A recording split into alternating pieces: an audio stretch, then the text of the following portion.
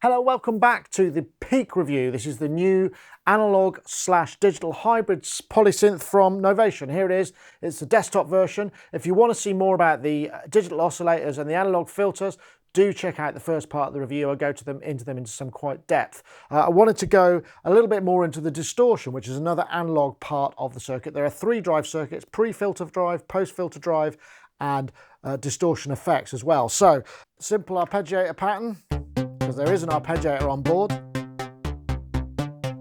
And now what I'm going to do is I'm going to just put the effects on, just give it a bit of extra. So what we'll do here is we'll start by adding a bit of filter drive. You can start to hear the burn there.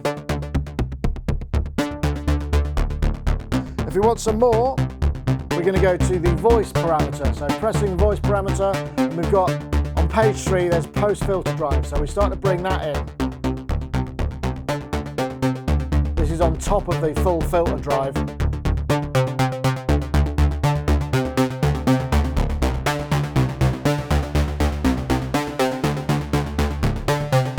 So starting to get quite a lot of burn there, but there's more. We can also add some distortion effects here. To watch the volume here, and have to shout a bit.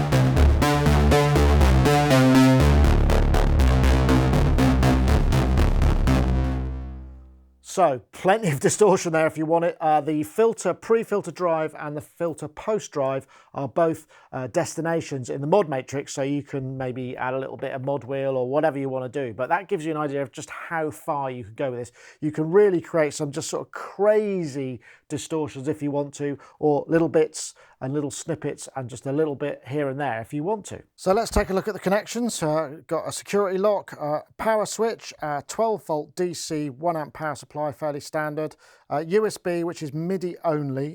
You can use this for dumping patches, reading patches, and also connecting to your computer. A full complement of MIDI DIN in, out and through, which is always nice to see. Couple of pedal inputs, so we can use these for external control. And also the CV audio input, which will take an 1/8 inch jack for hooking up your Eurorack stuff. As I said, it does track up to 1 kilohertz, we're told. And then a pair of stereo balanced outputs, which is always nice to see balanced. And then finally, 1/4 inch headphone socket. That's your lot for the rear panel. LFO's next. This is LFO 1. I'm modulating the filter with a sawtooth wave, and it goes very, very slow, right up into audio rates, and even further. Press the high button, we can get it really high, so we can get those lovely sort of vowely sounds, and changing the wave gives us that kind of unusual, the changes in timbre as well. Take it back down. Also, if you see here, you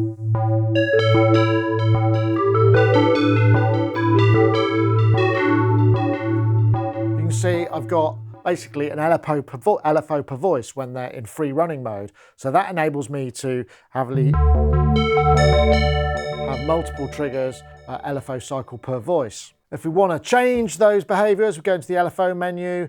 We've also got slew, so we can round off the corners of that. Next fade, we've got the fade mode, could be fade in or fade out, fade sync, so we can have that independent for each voice. And then we've got a number repeats. We can put it into common mode, which means obviously all of the voices will trigger the same LFO, but we can also set a number of repeats. So we could have, like, particularly say 2 repeats, 3 repeats. So that means if we want to do some rhythmic stuff, we can sync these to the master tempo and have a specific number of repeats. Like for instance in this patch,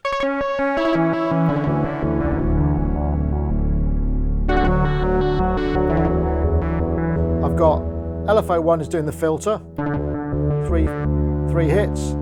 LFO 2 is doing an octave, 4 hits.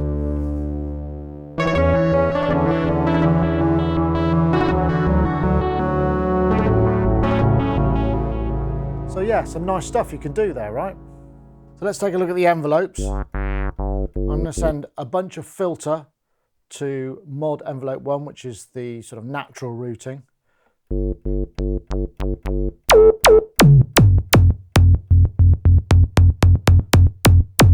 you can hear gets that real snappy attack and decay. I'm using a lot of resonance here just to help illustrate that. And you've got 2 mod envelopes and an amplitude envelope. Pretty much that's it. There's not an awful lot of additional parameters. You've just got the ability to route the velocity and to set the triggering option. There's no looping or any other kind of fancy stuff. It's pretty much what you see is what you get. I will say though that as with a lot of the controls on this, they're nice logarithmically scaled. So that means you get a lot of detail at the sort of short end of it, and then it grows as you move the fader up. Same with a lot of the knobs, and that's something that's actually quite nice to see in a synthesizer. They've paid attention to that control law, which makes it feel very musical to use those kind of parameters. Should also point out that in the mod matrix, it's possible to set the individual stages, or at least the attack, decay and release portion of each of the envelopes as modulation destinations. Okay, so now let's take a look at the mod matrix. We've got 16 slots. Each of the slots has a source A and a source B. So source A goes via source B, and then you set a depth amount in positive or negative amount. And then the destination you set first. In this sound, bringing in the mod wheel affects the depth effectively. So if we go back to the modulation matrix, so what I'm doing here is I'm going LFO2 is the source via the mod wheel. So the mod wheel effectively, I use the mod wheel, I'm affecting the depth, and that could be any number of sources we got. So we go direct, which means it's not affected at all. Mod wheel, aftertouch, expression pedals, velocity keyboard, LFOs in unipolar and bipolar modes, which is very handy for pitch. The envelopes, the animate buttons, which I haven't mentioned yet. These are the 2 buttons that we found on, I think it was the Mini Nova. They had 8 of them. You press this and you can basically bring in a set of routings based on what buttons you press. We can also go to the CV input. Now the CV input has an unusual amount of tracking. I think again, as this is down to the FPGA, it will track incoming voltages at up to 1 kilohertz, which is actually quite high for tracking an analog input. There are no audio inputs though, and I know that some of you are a bit bothered about that, but it ain't got them, so I don't know what else I can say. I would like to have seen more destinations, to be honest. I mean, I think there's things that we could have had. We could have had like effects parameters that would have opened it up quite a lot. There's also things like the LFO modes, whether it's common or number of repeats. There's a lot of possibilities in there. I don't know why there aren't more and whether that's something that could actually increase in firmware updates, but time will tell. But essentially with 16 of these slots, we can create some amazingly complex patches. I mean, most of the stuff that I've been playing here has only been using 2 or 3 at the most. And that a level of routing really does kind of open it up. But you do have to get right inside and into the kind of the menu-y part. So, you know, for instance, you have to get back to here and change the slot. I mean, would have been nice to be able to see perhaps also some shortcut for routing things. So, you know, if I'm holding the mod button, I might go wiggle, wiggle, and then press it again and wiggle, wiggle, and that would have given me essential routings. And I think there's a bit of work to do perhaps to bring that nearer the surface, because at the moment it is quite sort of underneath the hood that you have to adjust these settings. Speaking of settings, we go to the settings menu, start at page 1.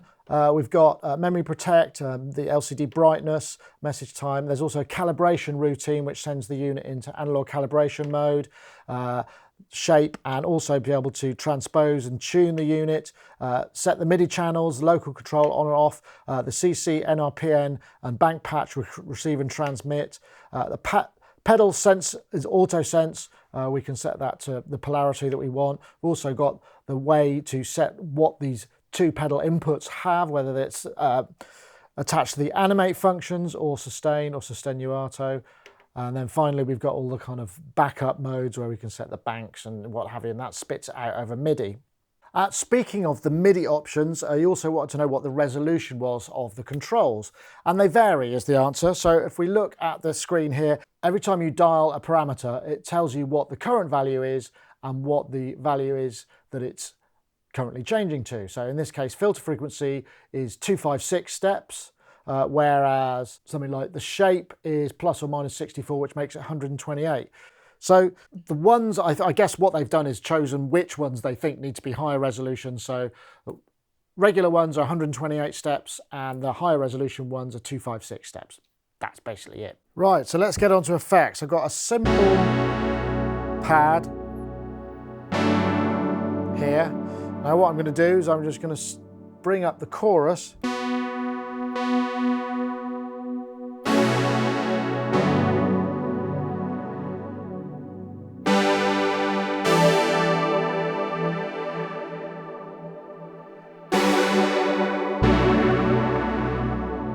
Lush. I'm not quite sure what the difference is between these choruses. Between these three choruses are.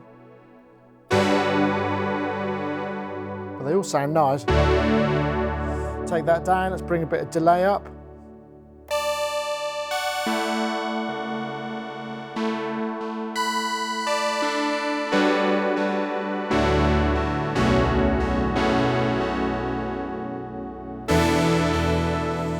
Again, we've got quite a long delay time. We can sync the delay quite easily. And what's quite interesting about this is if I take this down a bit and bring the level right up and take the feedback right up and take the time down, what I like about this is get this kind of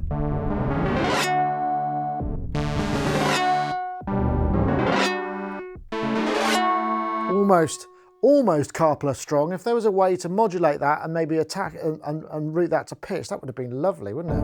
It's kind of quite an interesting sound there. Next up, we've got the reverb. Now the reverb is kind of massive. I mean, there's no real denying that. So if I just start on 1, I think they're different times.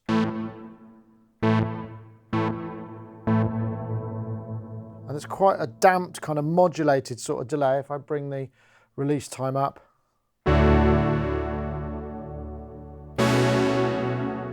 I mean, there's not much that can't be improved with a massive reverb, I say. If I change to the second reverb time, second reverb slot, it kind of obviously is doing something because it's...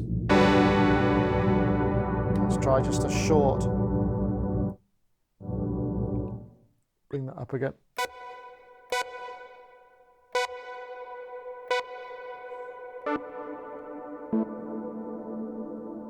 And as I said in the review, there's this kind of couple of minutes basically if you've got the time and that's the sort of sound you want, but it's nice for building up kind of drones.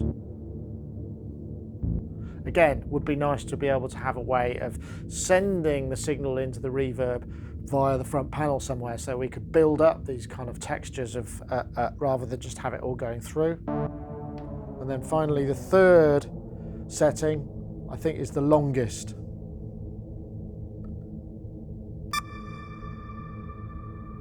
And there you have that kind of epic quality to it. So if we go to the effects setting, actually there are ways to kind of tweak and tinker with the effects settings. Starting off, we can go routing series or parallel. We can delay, reverb, chorus, delay, chorus, reverb, reverb, delay, chorus. So we have got some routing options, which is kind of nice. Dry level, wet level. Then we've got chorus depth and feedback, low pass and high pass, damping for the delay, and also the sync time, plus the ratio. I think, I'm not quite sure what that is. I think that's perhaps for a left-right, so if you can get ping pong. Let's see. Yeah, that's right. Too much feedback there. Then we've also got slew rate and width, and then reverb, pre-delay, low, high pass damp, and mod depth. So we have got a number of effects parameters that we can adjust there. We just can't modulate any of them, which is kind of a shame. But overall, the effects do sound of good quality, and the reverb, you know, I'm a big fan of big long reverbs, and I think when you can say there is too much reverb, then the world's a poorer place. Right, so the last piece of the puzzle is the arpeggiator. So let's take a listen to that. Latching, so. definitely go and take a look at the menu.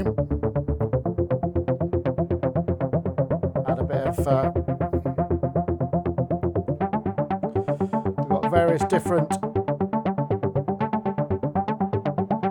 algorithms, different rhythms, up to, I think there's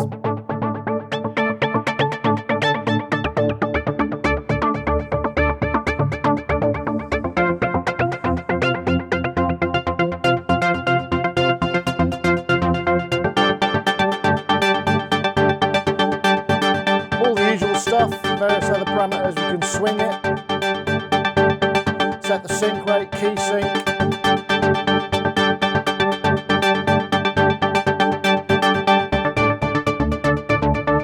Let's go back and get some more octaves in there. Page 1 is where you set the BPM and the clock source.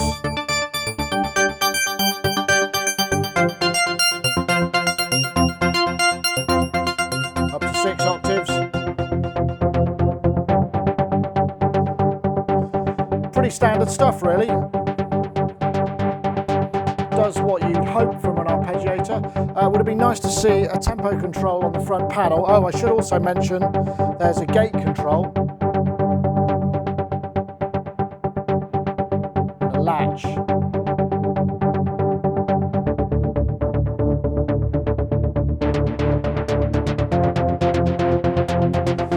Something to get lost in for a while.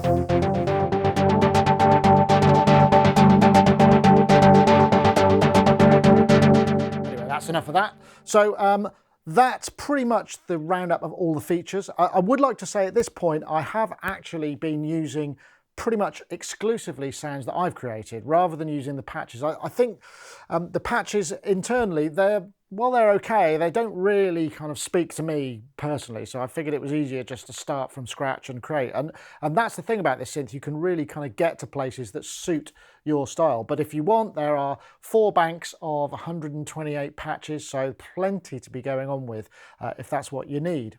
So that's it for this time. I hope you've enjoyed this review of Novation's Peak.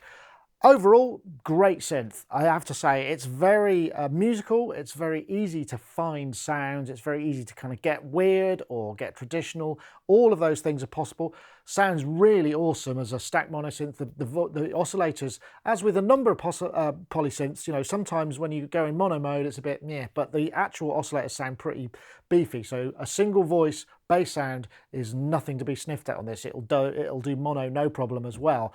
Current price is £12.99 UK pounds. I think it's round about the same in dollars. Now, you know, that's where it gets a bit tricky. I mean, it's a great synth, it's got all of those things, but it's starting to get quite crowded in this area. We've got monotimbrality, which is maybe an issue for some of you.